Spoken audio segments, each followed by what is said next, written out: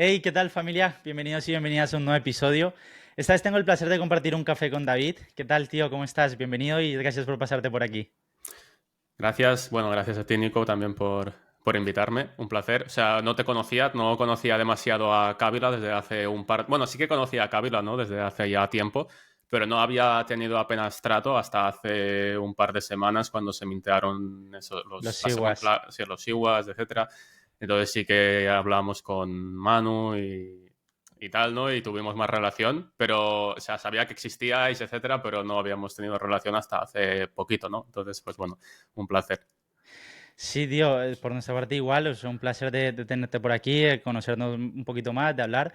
Y es verdad que esto es curioso porque en el ecosistema de Web3 siempre se dice somos los mismos de siempre, pero es que no nos conocemos todos. O sea, hay gente que esto lo repite como mantra, somos los mismos, somos tres, cuatro gatos. Al final hay mucha gente que aporta mucho valor al ecosistema y que no tenemos la suerte de conocernos todos. Ojalá, y bueno, seguramente ahora con eventos, con historias, pues nos iremos conociendo cada vez más. Y un poco por hacerte una primera pregunta así a manera de introducción, siempre solemos preguntarle a la gente un poco que nos dé algo de contexto acerca de quién es desde su perspectiva, ¿no? Entonces, la primera pregunta que te haría es que nos contaras un poco acerca de quién es David y cómo llegas a todo esto de Web3, cómo te interesas por primera vez por el ecosistema. A ver, lo de quién es David me es difícil porque no me cuesta describirme, ¿no? No sé demasiado bien qué decir, pero bueno, la otra parte sí, la otra de cómo llego a Web3, etcétera, sí que te la puedo responder sin problemas. Al final, bueno, o sea, yo desde que terminé de estudiar empecé a emprender, ¿vale? Estamos hablando que, o sea, yo hice pues bachillerato y después de bachillerato hice un ciclo superior y ya cuando estaba terminando el ciclo, aún no habíamos terminado, monté mi primera empresa. Eso te estoy hablando que pues fui a firmar cuando 19 o incluso me parece que fui a firmar el día de mi cumpleaños, cuando cumplía 20 la primera empresa que nada, que fue una mierda, ¿sabes? O sea, que esa empresa ¿De al qué cabo era? de... ¿Cómo? ¿De qué era? Sí. Era una empresa de hacer vídeos, de audiovisuales, era. Que Bueno, más que nada pero era un compañero mío que sabía más que yo de audiovisuales y tal, y montamos eso. Pero que duró nada, me refiero, en 2 años estaba ya cerrada, ¿sabes? Y ya está. al Pero bueno, 90% de los emprendedores nos pasa eso la primera vez. sí, pero bueno, sí, me sirvió bastante de experiencia, porque después ya a partir de ahí monté una tienda de informática. Al final lo que había estudiado era más eso, informática y tal. Monté una tienda de informática y claro, la tienda de informática ya la monté yo solo, ¿no? Entonces, esa primera empresa, que no llegó a nada a nivel económico, pero sí que me sirvió, pues para después tener yo, o sea, poder montar un negocio solo, ¿sabes? Porque al ser el primero, como que te es más difícil o no te atreves tanto quizás a montarlo solo, ¿no? Entonces sí que me sirvió para eso. Entonces monté la tienda de informática después y ya pues el tema de las criptos vino un poco en relación con la tienda de informática. Es decir, al tener la tienda de informática, que la tuve durante unos 6 años o así, en la tienda me puse... Es que fue estando en la tienda porque al principio, como al ser un negocio nuevo, pues había muchas horas que estaba ahí solo en la tienda Sí. sin hacer nada. Entonces me puse en la tienda a minar, ¿sabes? Me puse a minar Ethereum ahí. Esto fue en 2017. Hostia, ya hace un buen de tiempo. Sí, sí, sí, sí.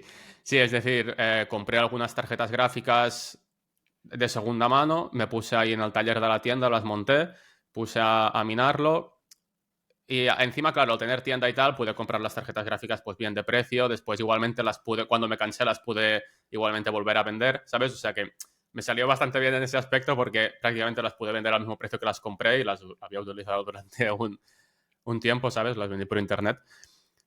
Y empecé por ahí, o sea, empecé por ahí pues en 2017 a mediados, más o menos en junio.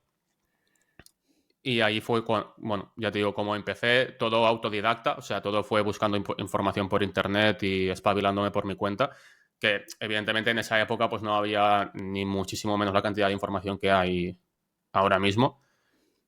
Pero bueno, fue bien, la verdad. O sea, estuvo guay. Y al principio, bueno, como todo el mundo, al empezar también solo, ¿no? Por así decirlo, y sin ninguna ayuda de alguien que ya supiera, etcétera, pues bueno, al principio scams, ¿no? Estafas, un mon- los típicos scams piramidales, ¿sabes? O sea, no sé si te acuerdas, porque claro, ¿en qué época entraste tú más o menos? 2020, Vale, pandemia. pero bueno, quizás conoces. En esa época estaba, por ejemplo, BitConnect, Sí, que estuvo top 10 y todo, ¿sabes? O sea, estuvo scams de ese estilo, que me parece, no sé si fue en BitConnect, porque claro, hubo en algunos que sí que entré, pero como yo iba retirando la pasta, ¿sabes? Que me iba generando, en algunos perdí pasta, ¿sabes? Porque pues colapsó antes de dime, que dale. tal, pero hubo algunos otros que sí que pude retirar por lo menos el inicial antes de que, antes de que colapsara, ¿no?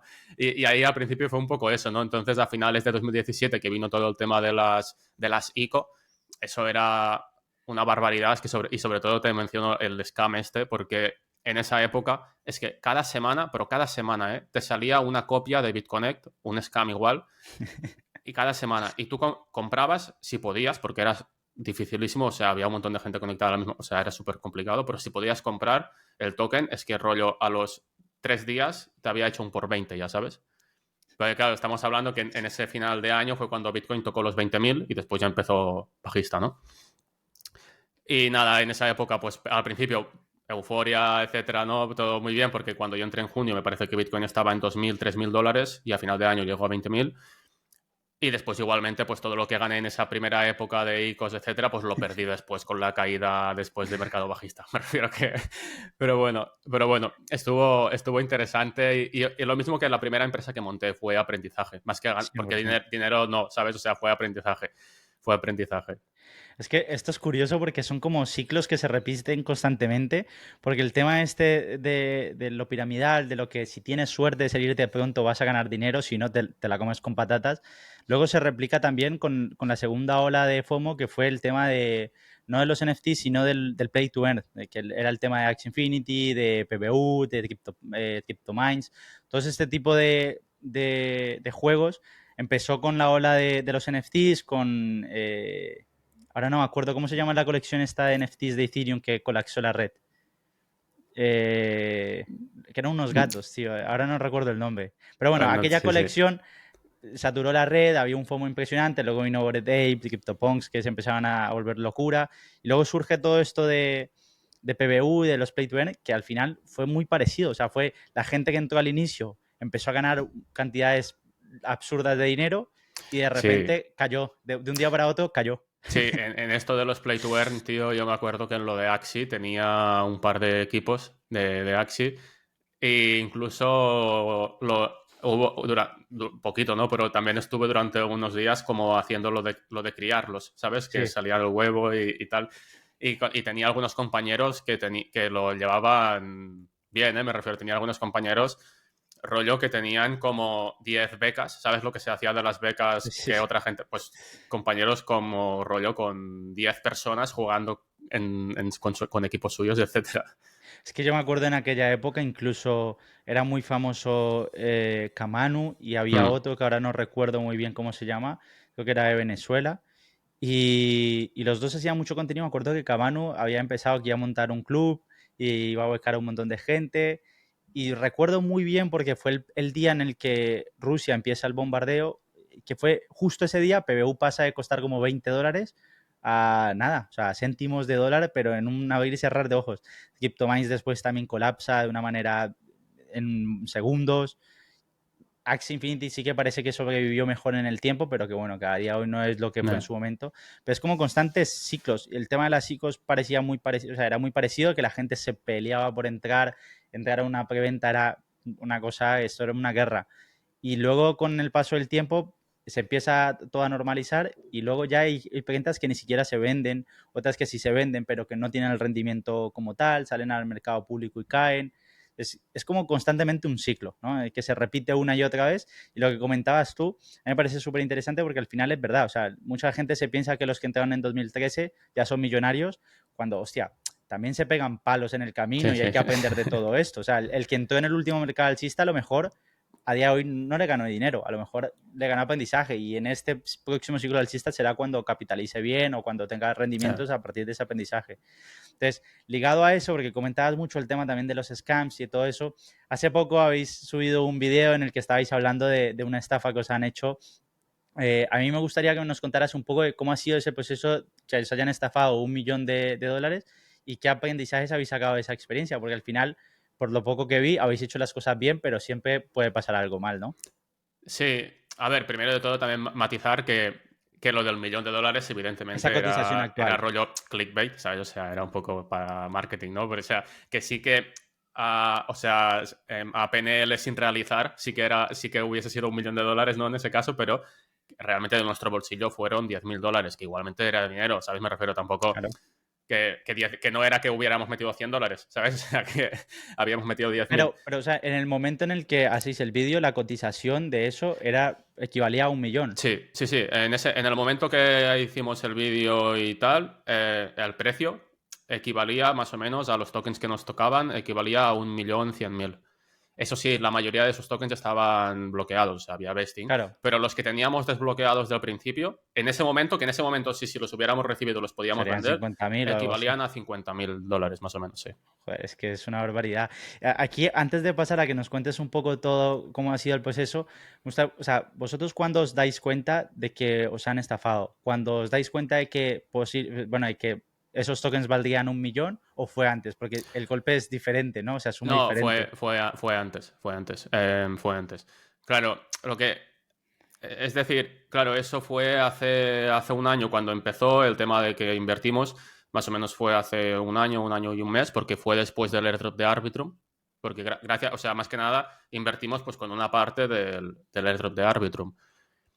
Invertimos ahí y claro, este tipo de ventas privadas que entras antes y tal, pues claro, van a largo, no es que el token vaya a Ujú. salir dentro de una semana. En este caso, pues invertimos hace un año y el token pues eso tardó más o menos un año en salir. Entonces, durante todo ese tiempo, ahí pasan varios meses que lo tienes bastante olvidado, ¿sabes? Porque me refiero, no estás al día y tal, porque además el proyecto no empieza también a meter más actualizaciones, etcétera, pues hasta el final, cuando ya falta menos para que salga el token. Entonces, eso fue hace un año y más o menos nosotros nos enteramos, debió ser octubre o así del año pasado, ¿sabes? O sea, a finales del año pasado, Q4. Ahí es cuando nos enteramos de que realmente el dinero, pues eso, que habían pedido, bueno, que no estaba, ¿no? O sea, que aquí para quien no lo sepa, nosotros hablamos con una persona, que en principio, pues un intermediario, que era el que conocía al CEO de la empresa donde íbamos a invertir, que en este caso era Entangle, la empresa, en la ronda privada. Esta persona nos dijo, bueno, pues podéis invertir si queréis en la ronda privada, yo conozco al CEO, hablo con él, etcétera. Nos pasó el contrato para invertir, o sea, con todas las condiciones, un SAFT de toda la vida, bien hecho, firmado por la empresa. El SAFT efectivamente venía de la empresa, es decir, lo comprobamos que no nos venía, que no fuera un contrato falso que viniese de otro lado, sino que realmente venía de la empresa, todo correcto. Firmamos. En el propio SAFT se especulaba se estipulaba que la vía oficial de comunicación para todos los trámites era ese correo electrónico desde el cual nos había llegado el SAFT y donde nosotros lo habíamos mandado firmado, etcétera. Y ahí en el propio SAFT también ya te viene la wallet donde tienes que mandar el dinero de la inversión, ¿no? Entonces nos llega el SAFT desde la empresa, es decir, el SAFT no nos lo pasó el intermediario, sino el SAFT desde la empresa. Nos llega, lo firmamos, mandamos los $10.000 a la wallet de la empresa, es decir, no es que nosotros lo mandásemos a la wallet del intermediario y el intermediario lo mandó a la empresa. No, nosotros lo mandamos directamente a la wallet de la empresa que figuraba en el SAFT. ¿Vale? O sea, el intermediario simplemente nos puso en contacto, por decirlo de alguna forma, pero en ningún caso el intermediario nos pasó el contrato, ni en ningún caso nosotros le O sea, mandamos dinero el al intermediario intermediario. hacía como canal de comunicación entre los dos, pero no como un Sí, canal de inversión entre los dos. sí, exacto, exacto. Es decir, tanto el contrato firmado como el dinero enviado fue directamente entre la empresa y nosotros, ¿vale? O sea, ahí no hubo terceras partes. Bueno, lo mandamos, etcétera, y ya está, y se queda ahí, ¿no? Todo bien. Pasa el tiempo y nos enteramos por otra persona que también había invertido a través suyo y tal, y se había enterado, bueno, nos enteramos de que ese intermediario había hablado con el CEO, con el de la empresa, y le había dicho que nosotros habíamos pedido un reembolso, ¿sabes? Del dinero. Y el CEO de la empresa, no sé por qué, coge y le manda el dinero a él, ¿sabes?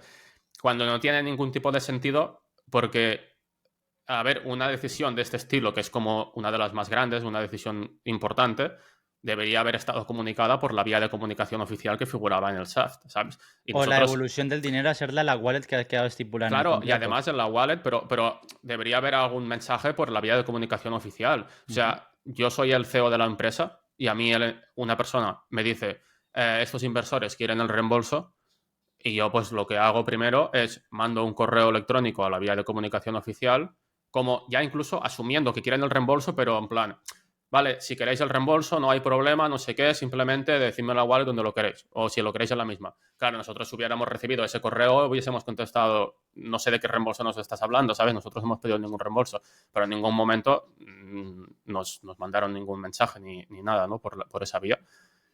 Y además lo que tú comentas es que, y después, además de que no nos manda ningún mensaje por esa vía, se fió absolutamente de esa persona y después encima le mandó el dinero pues a una wallet del intermediario, ¿sabes? O sea, le mandó a una persona...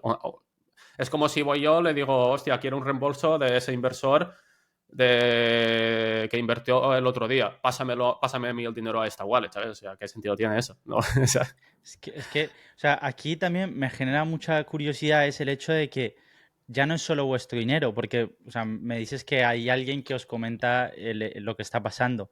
Entonces, claro, él, porque a esa persona le pasó lo mismo, ¿sabes? O claro, sea, él- estaba en la misma situación que nosotros. a eso me refiero. Entonces, ¿en qué momento el CEO decide mandarle el dinero de muchos inversores a una sola persona y sin notificación a ninguno, ¿no? Sí, sí, sí, exacto. Sí, es que fue muy raro, ¿sabes? Que no tenía sentido.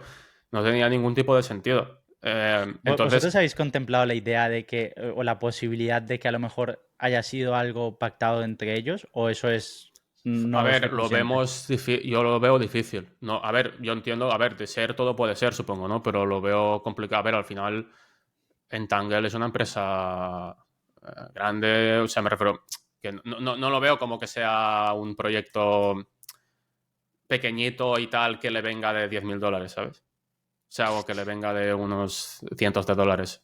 O sea, es que a mí me parece curioso es el hecho de que, o sea, si es un solo inversor te puede pasar, ¿no? De que al final, oye, me contactó un intermediario, me pilló en un mal momento, se me fue la pinza y Claro, es la que lié. después aquí la cosa es que nosotros hablamos con el CEO para decirle, oye, ¿qué ha pasado aquí, ¿sabes? Porque claro, en ese punto, cuando nosotros nos enteramos, porque esto del reembolso, cuando nosotros nos enteramos, ya te digo, pues en octubre o así, o noviembre, no sé cuándo fue, ¿no? Finales del año pasado, esto del reembolso, claro, no fue en ese momento, eso del reembolso fue ya rollo un mes después de haber invertido nosotros, ¿sabes? O sea, quizás fue en mayo, ¿sabes? Lo del reembolso. Claro, en ese momento representa que nosotros ya no estábamos invertidos en el proyecto porque en teoría nos habían devuelto el dinero y pues estaba todo anulado, ¿no? Entonces, claro, nosotros le preguntamos, cuando nos enteramos, le preguntamos al CEO qué pasaba aquí, ¿no? Que nos hemos enterado de esto, no sé si es verdad, o sea, qué ha pasado.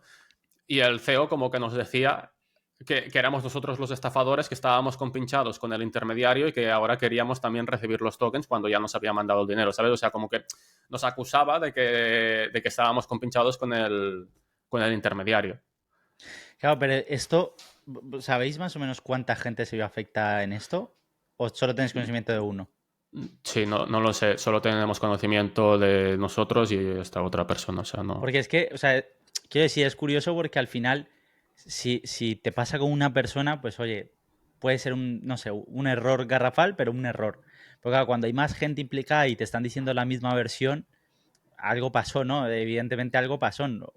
O fue un ataque múltiple, pero también si el intermediario dice que conocía al CEO y fue el que hizo la conexión. O sea, es como bastante curioso Sí, o y habiendo sea, hecho las cosas bien. Y luego la otra duda que me surge es el hecho de que, o sea, si tenéis un contrato, vi lo que habéis comentado, ¿no? Pero para que la gente que esté escuchando este episodio, o sea, vosotros tenéis un contrato, todo está bien legalizado, ¿por qué no habéis podido actuar por una vía legal para pedir una reclamación de eso? Porque se han saltado el protocolo del contrato.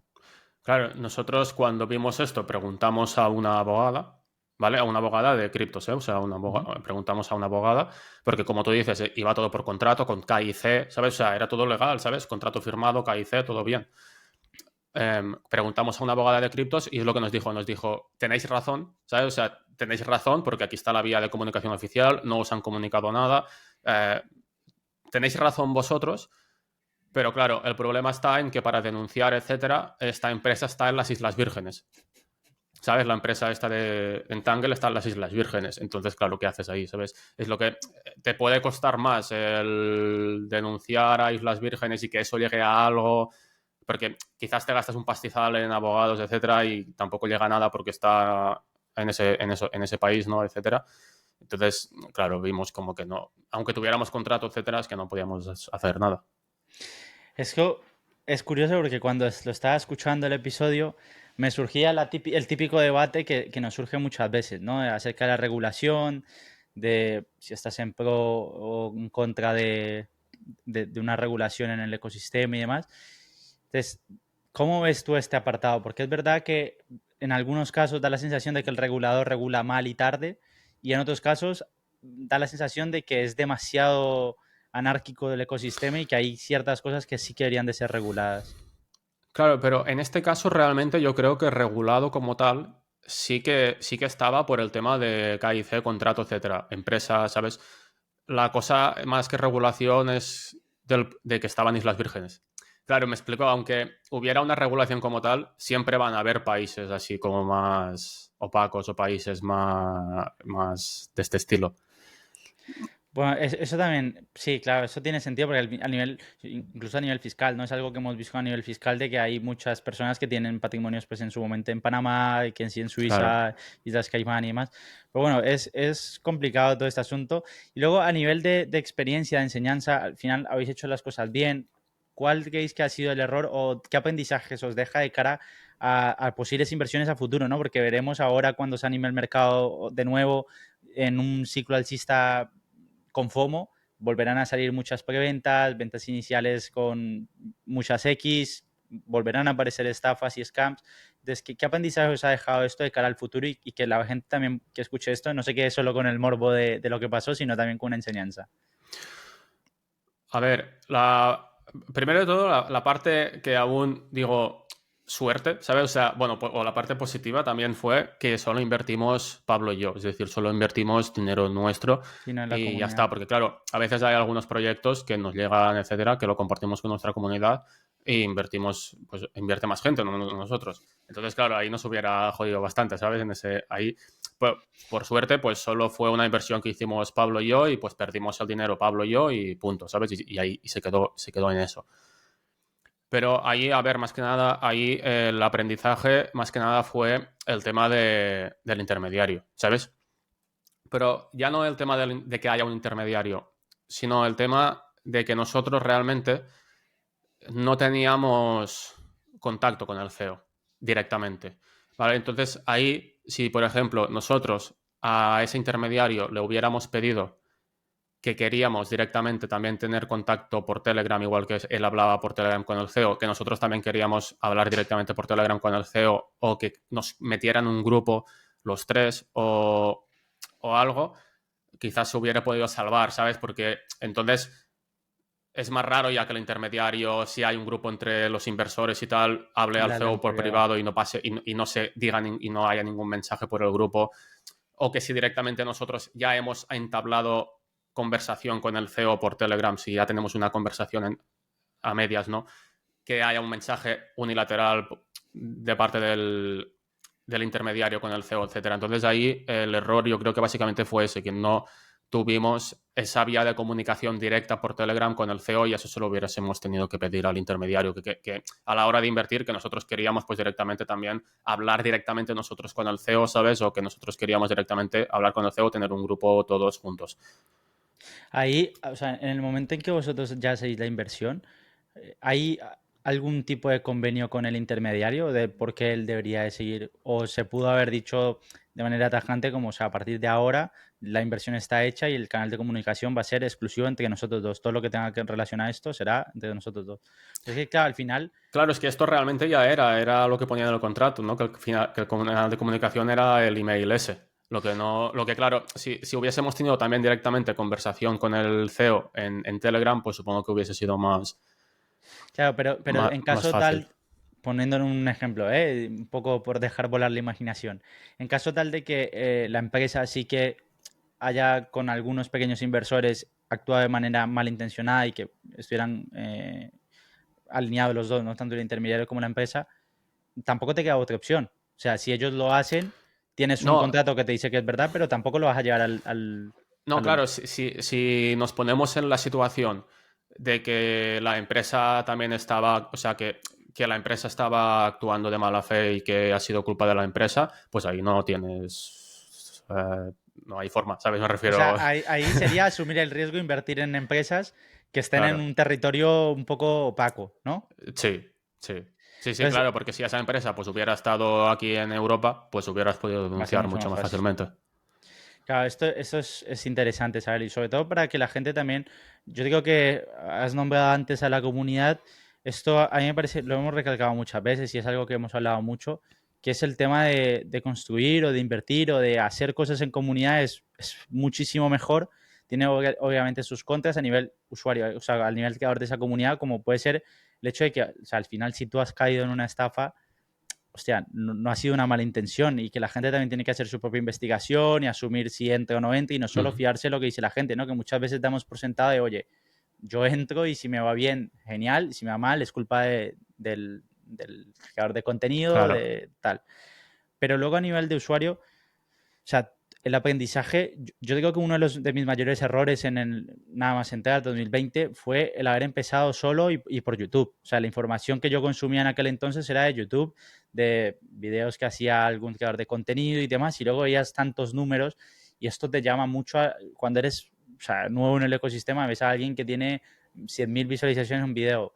Das por sentado de manera equivocada que tiene veracidad lo que está diciendo y que el contenido que está dando es de valor y luego te das cuenta una vez dentro de que todo lo contrario, o sea, el valor más potente se mueve en Twitter y luego en comunidades privadas que es donde sacas el contenido, ¿no? Es que aquí la cosa con el tema este de creadores de contenido es que creo que se tiene que saber diferenciar muy bien y es complicado de saberlo diferenciar, pero se tiene que saber diferenciar muy bien quién es inversor y quién es y creador de contenido o quién es influencer, Uh -huh. ¿sabes? Porque la persona que está haciendo ese vídeo puede realmente estar viviendo de sus inversiones y esa persona realmente es la que pues tiene más probabilidades de éxito, por así decirlo, con lo que puede contar o tiene, porque vive de sus inversiones. Y después están otras personas que su negocio no es, o sea, su negocio no es vivir de las inversiones, su negocio es El vivir de lo contenido. que le pagan por crear contenido. Entonces, claro, habitualmente metes a todo el mundo en el mismo saco porque pues todo el mundo está haciendo vídeos en YouTube, por poner un ejemplo, o todo el mundo está haciendo un hilo en Twitter o lo que sea, pero su negocio es completamente distinto de una persona de la otra, ¿no? Porque el negocio de una persona es que está viviendo de sus inversiones y el negocio de la otra persona es que está viviendo del contenido que crea.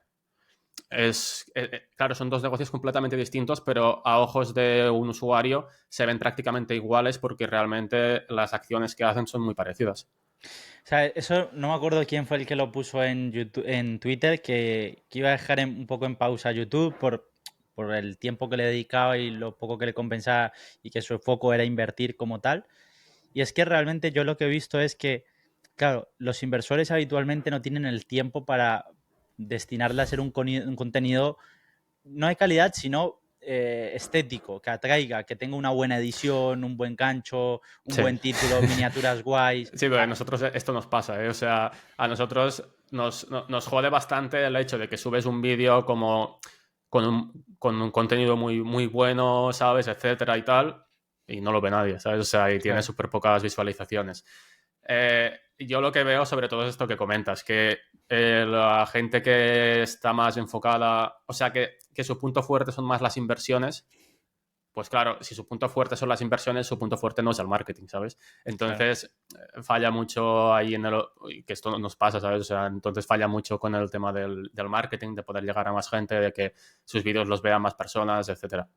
Es que al final esto pasa en todos lados. Yo digo que esto es de todas las industrias porque al final si te vas al empresario, ves un montón de canales que son gente muy joven diciendo que se han jubilado, que son millonarios, que han tenido mucho éxito en las empresas y luego ves empresarios pues, que no tienen el tiempo a destinarle a grabar un vídeo de YouTube, a hacer todo esto, aunque tengan equipos. O sea, al final bueno, hace poco ha empezado en España, no sé si lo has visto, José Elías, que es un emprendedor Ujú. muy Sí, reconocido con un he montón de visto empresas. varios podcasts suyos, sí, sí. Pero claro, esto ya lo hace ahora cuando tiene todo Exacto. un equipo completo haciéndolo. Pero Cuando ya cuando tiene un montón de empresas claro, detrás y y ha delegado todo. crecido, claro, sí, sí. Delegado todo, porque me acuerdo con los chicos de Tengo un Plan, que él Ujú. decía, o sea, a mí realmente me llaman poco. Y cuando me llaman es un problema muy gordo, pero me llaman poco. O sea, ya tengo un equipo delegado a hacer eso.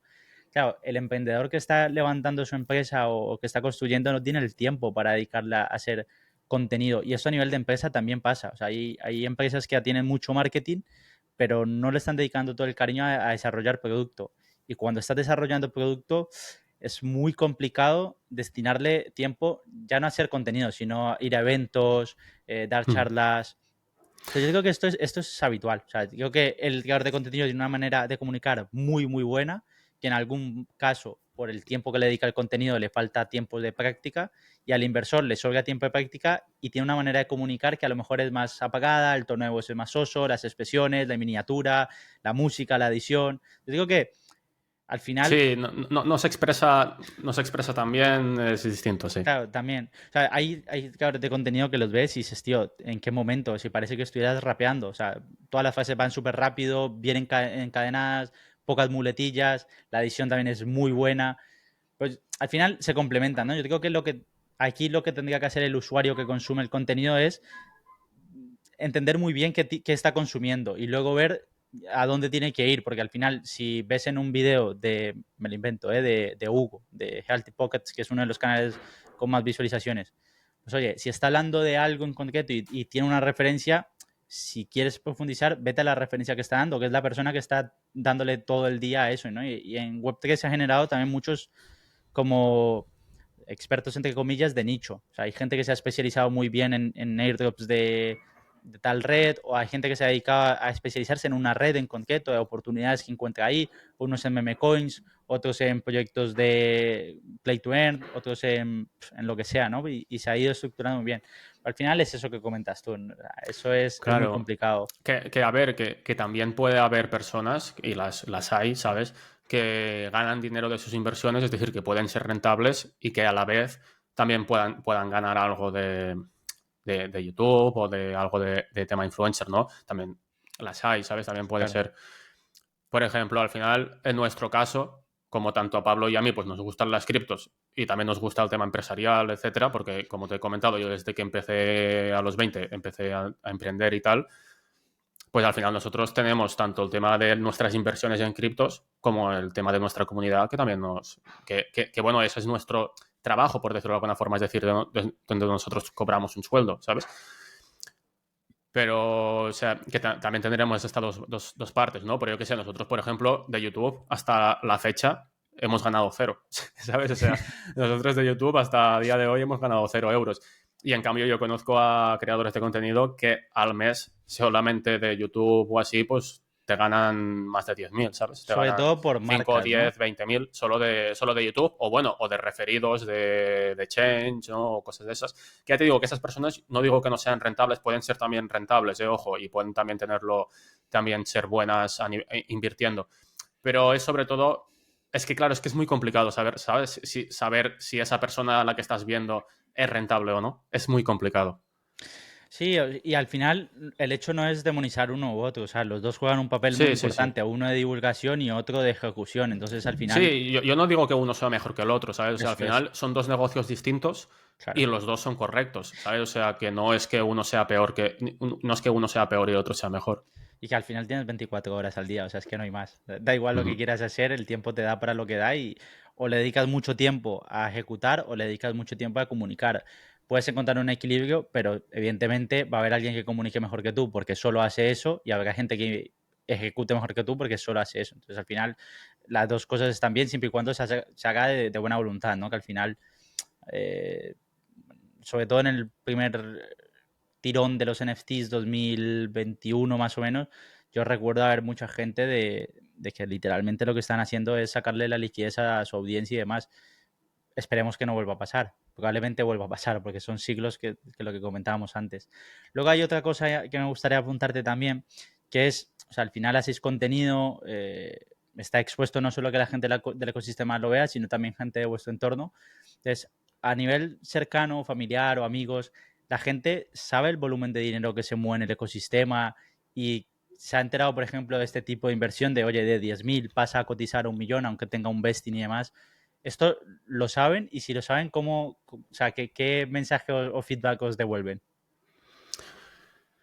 Yo creo que la gente del entorno, la gran mayoría, yo veo un poco como, es decir, a veces que le he dicho a X amigo, ¿no? O lo que sea, de, hostia, mira, haciendo tal, se ha ganado tanto, ¿sabes? O sea, bastante, ¿no?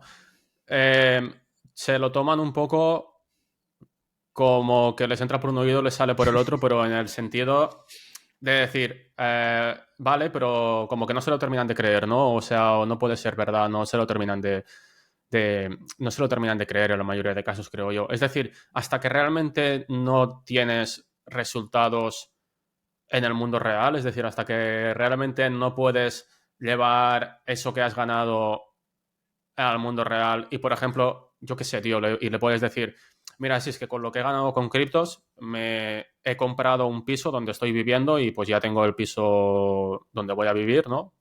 Pagado y sin hipoteca y no sé qué, porque lo he comprado. Claro, hasta que quizás yo creo que hasta que no llegas a ese punto que realmente lo has materializado, no, yo creo que la mayoría no se lo creen.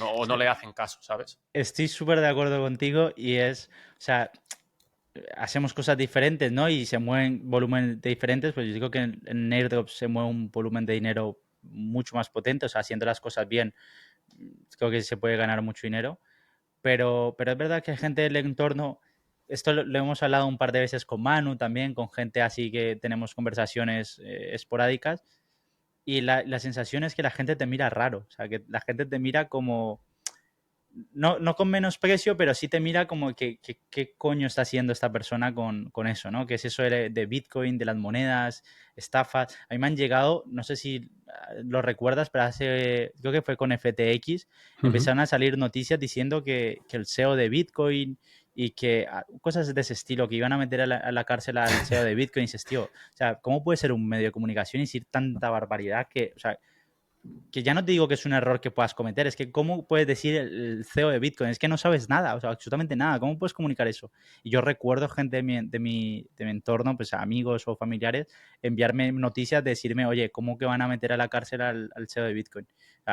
Estás perdiendo dinero, cosas así, y dices, tío, o sea, creo que hay mucho desconocimiento y que en algún punto te miran raro, pero luego te das cuenta o por lo menos lo que he visto yo, de gente del ecosistema que hay gente muy variada, gente con muchos estudios, gente con pocos estudios, o sea, sin ningún objetivo como tal de separar gente con estudio o sin estudio, pero que las dos han conseguido un nivel de éxito financiero, económico, digamos, de tener una estabilidad, de tener propiedades, un modelo de negocio rentable, su familia no tiene preocupaciones de dinero, se dedican a lo que les gusta. O sea, yo creo que hay una oportunidad tan grande en este sector y que al final es que no lo vemos. Bueno, nosotros entiendo que sí, pero la gente de fuera no. Y luego, mira, una cosa tan sencilla como lo que hemos hablado nosotros desde Kabila, el mensaje que hemos intentado transmitir muchas veces de la falta de propiedad que tenemos como creadores, ¿no? Al final estás expuesto pues a que te baneen de tus redes sociales y pierdes todo el trabajo, tu audiencia, tu comunidad, no monetizas, o sea, Twitter gana una barbaridad por monetización de publicidad, Facebook, Meta como empresa, ya ni te cuento, creo que es el 90-95% de los ingresos vienen de publicidad y luego los creadores no monetizan. Pero luego esto se lo dices a alguien y la gente no es consciente o no lo sabemos, ¿no? Igual también es muy opaco todo este sector. Entonces, al nivel de Web3, de criptos, ¿tú crees que esto va a ser sustentable a nivel de largo plazo? O sea, el tema de los airdrops, por ejemplo, ahora que el mercado se empieza a animar, ¿seguirá siendo igual de rentable? Yo creo que el tema de los airdrops, por ejemplo, sí que ahora mismo, o sea, durante este año, pues va a ser potente, o eso espero, ¿vale? Sobre todo con los del año pasado, ¿no? Entiendo. Sí, claro. Es que, claro, muchos airdrops que se están dando ahora, pero son por cosas que hiciste el año pasado. ¿Sabes? No son por cosas que hiciste hace 2 semanas, sino son cosas que hiciste el año pasado y se están dando ahora. Pero, claro, pero al final todo tiene su fin. ¿sabes? O sea, el tema de los airdrops, pues probablemente este año sea bueno, o sea, los airdrops que se repartan y tal sean grandes, etcétera, etcétera, pero pues posiblemente dentro de 2 años ya no haya esa oportunidad, pero quizás dentro de 5 vuelve, ¿sabes? O sea, yo de la forma que lo veo es un poco así, pero al final es aprovechar las tendencias, igual que en el momento que estaba, que se ganaba un montón de dinero con lo que hemos hablado al principio de los play to earn, de los clickers de esos, pues fue durante esa época, si lo cogiste al principio y lo supiste aprovechar, pudiste ganar una barbaridad de dinero, pero después ya nada, ¿sabes? O sea, va por épocas al final. Y aquí hablando más de números, quitando la parte que le corresponde a la persona, ¿cuál crees que es la mejor manera de ganar dinero en Web3? Desde mi punto de vista va a depender, o sea, a nivel de si hacer airdrops o así, ¿te refieres de inversión? Sí, o sea, si es construyendo, haciendo airdrops, haciendo pools de liquidez, o farming o lo que sea. Desde mi punto de vista depende de cómo está el mercado. O sea, no hay una forma, o sea, no hay una forma que sea la mejor entre todas, sino que dependiendo de cómo está el mercado es mejor una o mejor otra. Depende del mercado totalmente. Por ejemplo, el año pasado, el anterior, sobre todo cuando estábamos en mercado bajista y se estaba empezando a hablar de airdrops y tal, pues ahí tenías que meterte a hacer airdrops porque es que tampoco ibas a ganar dinero invirtiendo, porque todo invertías en cualquier sitio y al día siguiente estabas en pérdidas. ¿Sabes? Me refiero, montabas una pool de liquidez, tampoco había apenas volumen, tampoco ganabas demasiado y si el token bajaba, pues estabas en pérdidas igual, ¿sabes?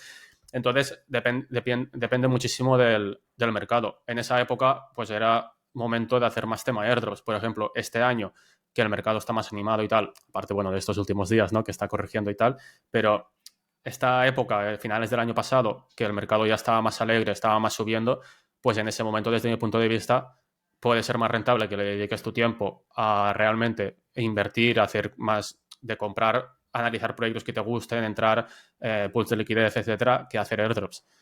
¿Sabes?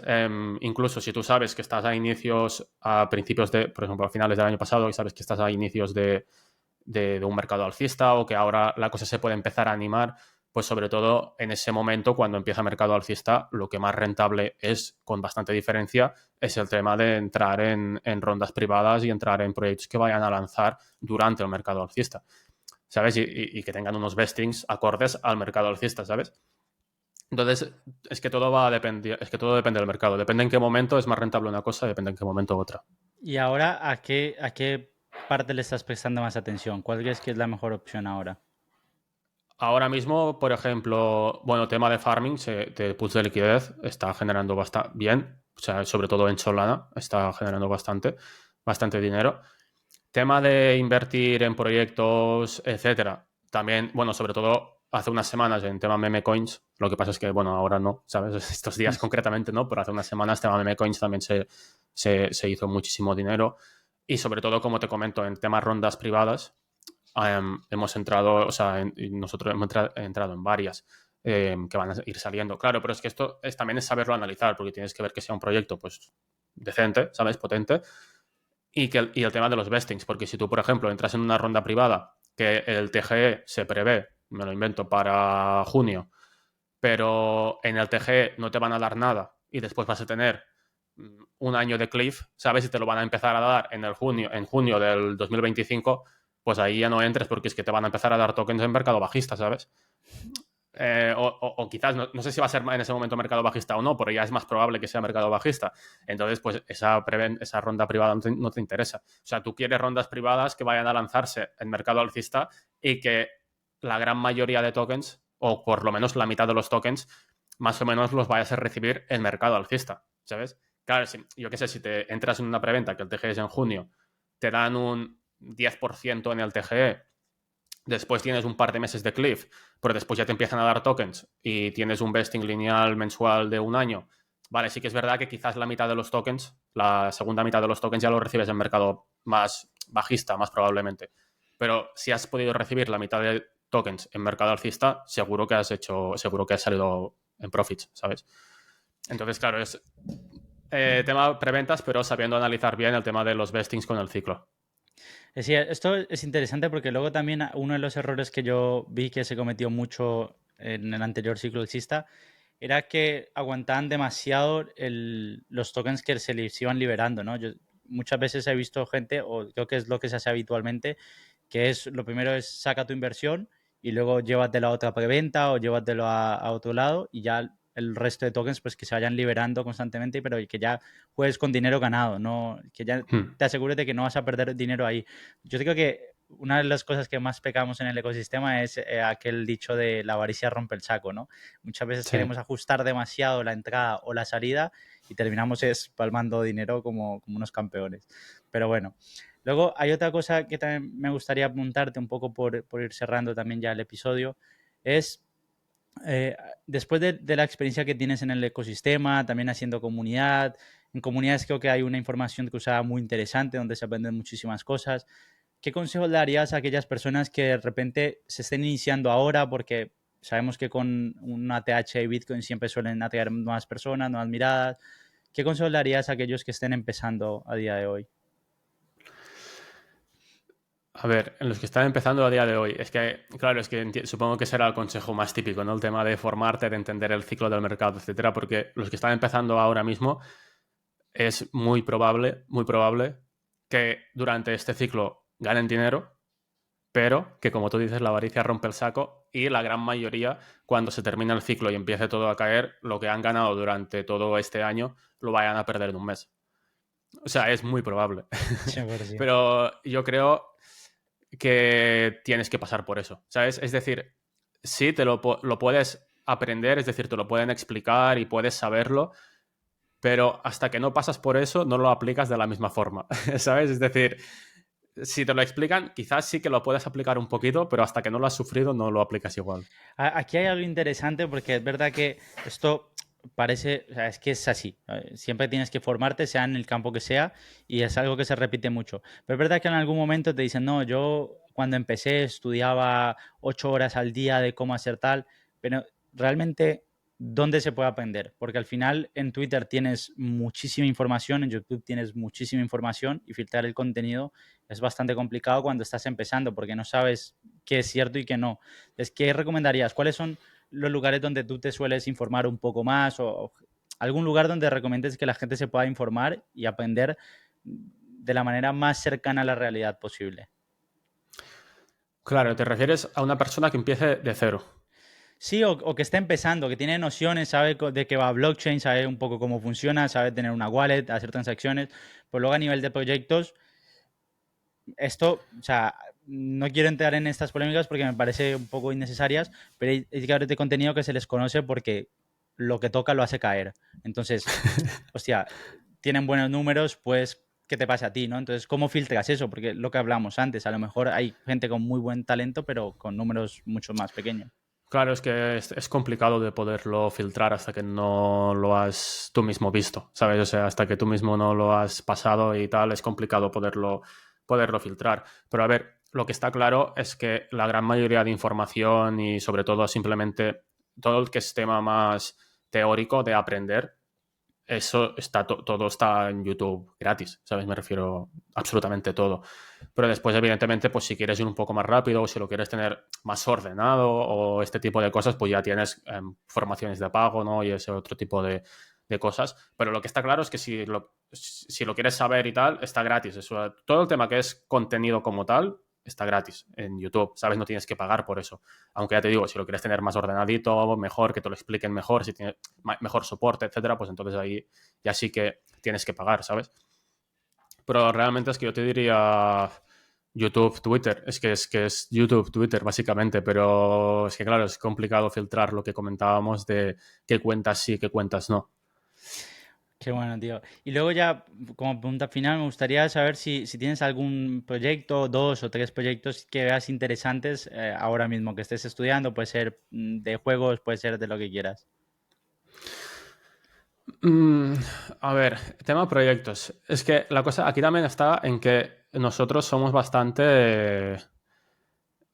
O sea, entramos en muchos proyectos, pero en la gran mayoría, por ejemplo, al cabo de un mes ya no estamos, ¿sabes? O sea, o ya no estamos, o somos muy de, entramos en un proyecto, si ese proyecto no cumple con lo que nosotros tenemos previsto y yo qué sé, ya a las 2 semanas estamos en pérdidas, yo que sé, a las 2 semanas estamos con un 30% abajo, vendemos y nos vamos, ¿sabes? Me refiero, no acostumbramos a holdear ese proyecto y quedarnos ahí y a estar ahí en ese proyecto. Y en cambio, con los proyectos que sí que nos quedamos, son más proyectos que pasa lo contrario, que lo acertamos, sacamos iniciales y sí que tenemos una back detrás nuestra, pero realmente es una back de profits, ¿sabes? En muchos casos. Entonces, claro, a veces me es complicado el tema este de los proyectos por el hecho de que, vale, yo ahora te voy a decir un proyecto, pero es completamente distinta la exposición que yo voy a tener en ese proyecto con la exposición de una persona que lo oiga ahora, ¿sabes? Porque una persona que lo oiga ahora quizás entra ahora mismo comprando ahora mismo y puede estar en pérdidas y después el proyecto baja y yo en ese proyecto ya no puedo estar en pérdidas porque solo tengo profits. Entonces, claro, el análisis o la inversión del proyecto es que es como si estuviéramos hablando realmente de un proyecto completamente distinto. 100%. Y eso a veces la gente no lo termina de entender, ¿sabes? Esto a veces la gente no lo termina de entender. Yo creo que más que el proyecto en sí y tal, depende muchísimo más del tiempo que le puedas dedicar a criptos, del tamaño de tu cartera, de todo ese tipo de cosas, ¿sabes? Porque, por ponerte un ejemplo, una persona que pueda dedicarle a criptos media hora a la semana, por ejemplo, pues, a ver, en media hora a la semana poca cosa vas a hacer, ¿sabes? Me refiero, no te compliques. Vas haciendo un DCA a Bitcoin, Ethereum y si quieres alguna altcoin grande más y ya está, ¿sabes? O sea, no te compliques más, porque es que cualquier otra cosa que hagas que requiere de más tiempo, si solo le puedes dedicar media hora a la semana, lo más probable es que pierdas dinero. Entonces, lo más fácil es que hagas eso. En cambio, también veo por el otro lado una persona que le dedica mucho tiempo, que le puede dedicar, yo qué sé, 2 horas al día y que tiene casi todo su portafolio en Bitcoin. Pues para mí eso, desde mi punto de vista, es un error, porque, joder, si le dedicas tanto tiempo a cripto y estás tan metido, pues ahí sí que deberías intentar jugártela un poco más e ir a algo que pueda batir pues a Bitcoin, ¿no? En este caso. Entonces, depende muchísimo del portafolio. Y también, por ejemplo, un portafolio pequeño, no es lo mismo tener un portafolio pequeño que un portafolio grande. Porque si tú, por ejemplo, tienes 2 millones, pues 2 millones con tal te estén generando, yo que sé, en una pool de estables un 10% anual, quizás ya te es más que suficiente, ¿sabes? O 2 millones con tal tenerlos invertidos simplemente en Bitcoin, pues te es más que suficiente con lo que te vaya a ganar, no necesitas más.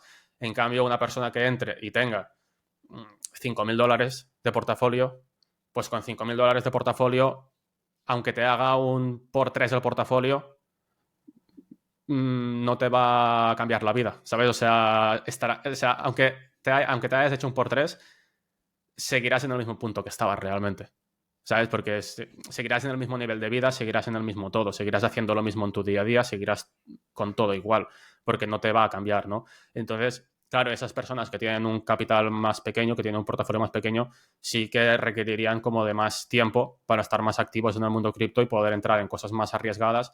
Y al final es lo de siempre, más riesgo, más beneficio, porque si tienes un portafolio pequeño necesitas asumir más riesgo, claro, dependiendo de qué objetivos tengas, ¿no? Si tu objetivo pues, es no cambiar tu vida, pues entonces no hace falta, pero dependiendo de tus objetivos. Y en este caso también, por ejemplo, un portafolio pues menor a 10.000 dólares, pues claro, casi que lo más rentable ahora mismo sería más rollo tema airdrops que invertir. Sobre todo, yo lo que veo a veces es, tengo un portafolio de 10.000 dólares y cojo y me meto en una ronda privada que tengo el capital y le meto 3.000 dólares y el TG de esa ronda privada no es hasta dentro de un año. Acabo de bloquear un 30% de mi portafolio que no lo voy a poder utilizar hasta dentro de un año, ¿sabes? Error, ¿sabes? No, aunque te parezca una ronda privada muy buena, no puedes bloquear. Si tienes poquita liquidez, no puedes coger la mayoría de tu liquidez y bloquearla un año a ver qué pasa, ¿sabes? O sea, no tiene sentido. Entonces, es que depende muchísimo, muchísimo, muchísimo muchísimo del portafolio, de tu tiempo y del conocimiento que tengas. Muchísimo. No, me parece muy bueno el enfoque que le has dado y estoy de acuerdo contigo. Al final, creo que has tocado muy bien el enfoque porque muchas veces generalizamos mucho, ¿no? Caemos, bueno, como la pregunta, Claro, en generalizar demasiado y la situación de cada uno, también el presupuesto de cada uno es totalmente diferente. claro, y aquí volviendo al tema de creadores de contenido, etcétera, si yo, por ejemplo, hago un vídeo en YouTube de un proyecto, de una ronda privada, me lo voy a inventar, volviendo al ejemplo de antes, quizás tú ves ese vídeo Y aunque yo haya analizado el proyecto y a mí me parece bueno y yo vaya a invertir, si tú estás en otra situación, eres otro estilo de inversor, etcétera, no quiere decir que eso vaya a ser también bueno para ti. ¿Sabes? Es decir, que sea bueno para mí no quiere decir que vaya a ser bueno para ti. Y al revés, que sea bueno para ti no quiere decir que vaya a ser bueno para mí. ¿Vale? Por ponerte también un ejemplo, nosotros en Ágora, en nuestra comunidad, que al final compartimos lo que Pablo y yo hacemos en nuestro día a día, etcétera, hay un montón de información, ¿vale? Pero un montón, porque además ahora pues ya hay bastante gente, también la gente comparte cosas, etcétera, ¿no? Y hay gente muy buena que comparte cosas, pero hay un montón de información. Yo, por ejemplo, en tema de meme coins, shitcoins y tal, no estoy apenas, ¿sabes? No estoy tan al día, no estoy apenas, no lo domino tanto. Al final es importante que te especialices en algo o en un par de cosas, pero no más, ¿sabes? Y que en eso seas muy bueno. O sea, al final, la persona que es rentable en criptos, no es, si por ejemplo en criptos hay 5 áreas, vamos a suponer, yo qué sé, airdrop, preventas, liquidez, vamos a suponer que hay 5 áreas, on-chain, ¿vale? La persona que, por ejemplo, en todas las áreas es un 6/10, esa persona no es rentable. O casi nunca es rentable.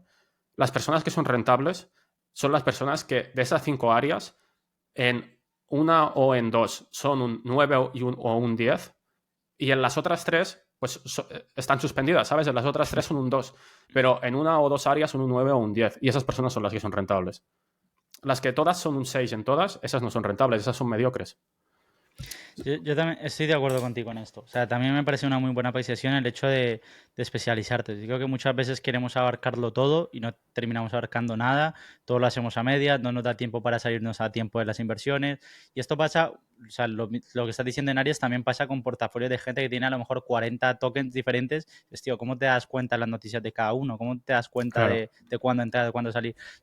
Estoy de acuerdo contigo en que hay que, a veces, o casi siempre, menos es más y sobre todo especializarte en algo, dedicarle muchas horas y que si al final la gente quiere vivir de las inversiones, pues tendrá que tenerlo y adoptarlo como un trabajo, ¿no? Que también hemos visto muchas veces de decir, oye, ¿qué haces un sábado farmeando airdrops? Pues tío, es mi trabajo y he decidido esto, ¿no? Al final, esto lo he visto sobre todo en Twitter, de gente que le dedica muchas horas y que recibe críticas por dedicarle muchas horas y al final dices, tío, o sea, el esfuerzo irá en base a los resultados que quieres obtener. Claro, y en este caso, si es lo que te comentaba, si tú hay estas 5 áreas y tú sabes que eres muy bueno en dos y tienes que poner foco en esas dos, pues es lo que te comentaba. Por ejemplo, yo en Agora tengo información de gente que está ganando pasta en meme coins y le está yendo bien y está ganando pasta, pero yo en meme coins quizás puedo entrar de lo que comparten en una de cada 10. Hostia, David, pero si tienes acceso a esa información, ¿por qué no entras también a todo? Porque no puedo, ¿sabes? Me refiero, estoy enfocado en lo otro. Entonces, aquí también es un poco el saber filtrar la información y el saber en lo que te tienes que enfocar y lo que tienes que hacer y lo que no. Ya te digo, en este caso, en Agora hay tanta información porque hay de muchas ramas, hay de muchos temas, que es absolutamente imposible que alguien pueda hacerlo todo. Porque es que ni se puede ni se debe hacer todo, ¿sabes? Porque Sí, no, hombre, no, sí. no tiene sentido. Qué bueno, tío. Pues oye, me ha gustado un montón la conversación. Creo que hemos hablado de temas bastante diferentes. Espero que a la gente también le haya gustado el episodio. Por mi parte, agradecerte enormemente que nos acompañaras en este café, que estuvieras aquí con nosotros compartiendo esta charla. Y sobre todo, pues nada, darte la enhorabuena por el trabajo que estáis haciendo, tanto tú como Pablo, no solo con YouTube, con Twitter, sino también con la comunidad. Si alguien se anima, pues que sepa que están las plazas cerradas actualmente, ¿no? Pero creo que se pueden sumar a la lista de espera y bueno, cuando salgan plazas, pues serán los primeros en poder Sí, optar por entrar en la comunidad. sí, sí, está cerrada las plazas, hay una lista de espera y habitualmente es aconsejable que la gente se ponga en la lista de espera porque o sea, las últimas veces que hemos abierto ya solo con la lista de espera se ha llenado las plazas que habíamos abierto, ¿sabes? O sea, que ya no ha llegado a ser público como tal. Entonces, si alguien está interesado, sí, lista de espera, mejor. Qué bueno, tío. Pues que se den una vuelta por ahí. Y por mi parte, eso. Agradecerte enormemente. Estamos en contacto y gracias una vez más por acompañarnos en este café. Nada, a ti por invitarme y bueno, he estado muy a gusto también, o sea que muy guay, o sea, me ha gustado, gracias por invitarme. Qué bueno, tío. Pues nos vemos en la próxima. Gracias a todos por acompañarnos en un episodio más. Adiós. Adiós.